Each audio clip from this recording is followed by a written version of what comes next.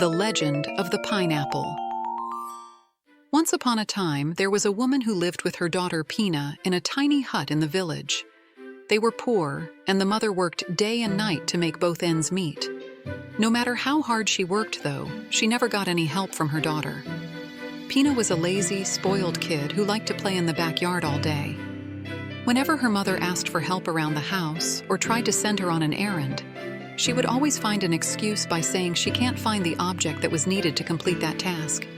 If her mother asked her to sweep the house, for example, she would say she cannot find the broom, even if it was right there in front of her. Needless to say, her mother always ended up doing the work herself. One day, her mother became very ill. She called out to Pina, who as usual was playing in the backyard. "Pina, Pina, come over here. I am very sick. Can you cook some porridge for me, please? I am too weak to get up." Pina ignored her mother and continued to play. "Pina, come over here this very instant, or else." Pina's mother mustered all her strength just to say this, but it worked. Pina grudgingly stopped playing and went inside the house. She poked her head inside her mother's room. "What do you want, Mother? You really expect me to cook for you?" "That's too hard," protested Pina, pouting and stomping her feet. "Pina, it is very simple. Just put some rice in a pot and add water.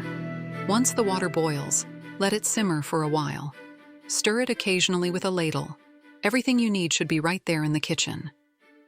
Pina reluctantly left and went to the kitchen. Her mother could hear her banging the drawers and cabinets. Then her mother heard her open the back door and sneak out into the backyard. Her mother waited and waited. Finally, she called out to Pina again. "Pina, did you cook like I told you to?" "No," was the defiant response. "And why not?" was her mom's exasperated response. "Because I could not find the ladle," was her flippant reply. "Oh, you lazy child. You probably did not even bother to look for it. What am I going to do with you?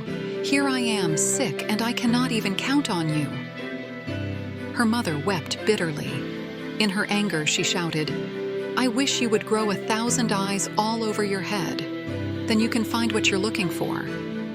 Maybe then you won't have any more excuses." As soon as she said this, there was complete silence. Her mother thought, "She is trying to be quiet, so I will forget about asking her again." She sighed.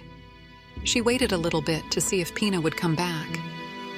Realizing the wait was futile, she wearily got up to do the cooking herself.